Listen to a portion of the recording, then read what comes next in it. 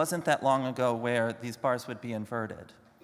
And if we go back a little bit in time, and we talk about when we launched Model 3 in the Fremont factory, we went from 2,000 cars per week, which was S and X, adding 5,000 a week to that for Model 3 got us to 7,000 cars a week. You've heard some folks here today talk about production hell. What I don't think we've ever talked about as a company is back office operations hell, which also happened at the same time. And 7,000 cars a week, 350,000 cars a year, we want to go to 20 million cars a year, and we're struggling at 7,000. And we're saying to ourselves, we have to completely rethink the way that we're managing our back office operations if we have any hope of efficiently scaling this company.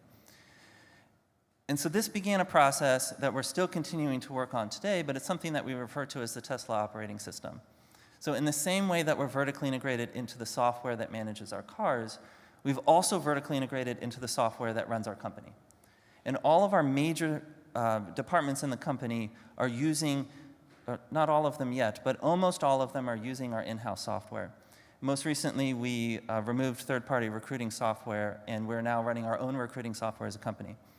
And this matters a lot because rather than having a complex web of third-party systems that are generic solution that take a lot of effort to customize for our particular needs, we've been able to put in place with an in-house applications engineering team dedicated, lightweight software that does only what we need it to do and nothing more. And that team works very closely with process improvement teams that sit within the business, who are looking through all of the processes that we're managing as a company and following the exact same process that Tom mentioned in the manufacturing space to look at our processes, delete process steps that we don't need, simplify process steps that are existing, and automate what's remaining. And the results of this have been quite staggering, to be frank. I think it's exceeded our expectations as well. On the left side of this chart are some examples of the efficiency improvements that we've seen within our SG&A areas as a result of this strategy. The North American sales team is 4 times more efficient now than they were in 2018. Order operations team, financial services, I mean, these levels of improvement are large, and there's not enough pixels on the slide here to list out everything, so it's just a couple of examples.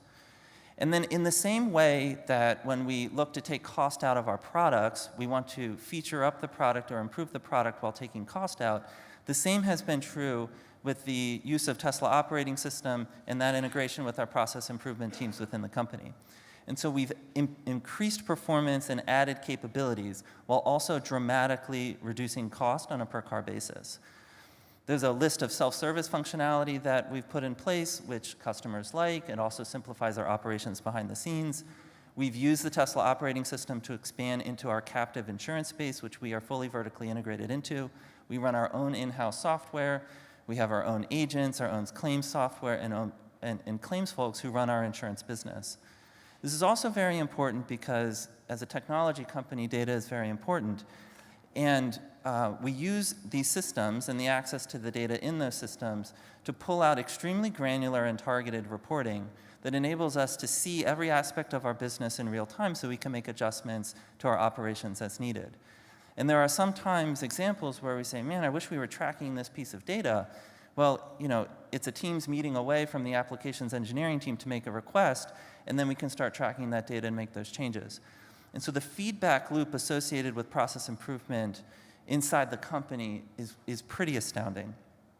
The last thing I'll just mention here, which is something I'm personally quite proud of, we've made a lot of progress in our close processes within the finance team, getting our 10Q and 10K filed. It's amongst the fastest of the 20 largest market cap companies, so great work to the finance team here. So all of this work on cost reduction is extremely important because we have a lot of money to spend ahead of us to achieve our goals within the master plan. So we've mentioned over the course of the day today 20 million annual vehicle production as our target, 1 terawatt hour of annual energy storage production, and then expanding cell production, service, and charging in line with the growth of those other businesses.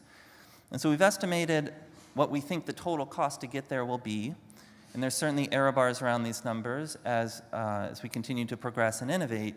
But of this, we've spent about $28 billion of that so far in the history of the company.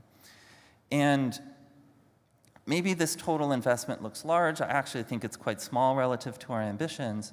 And if you look at our 2022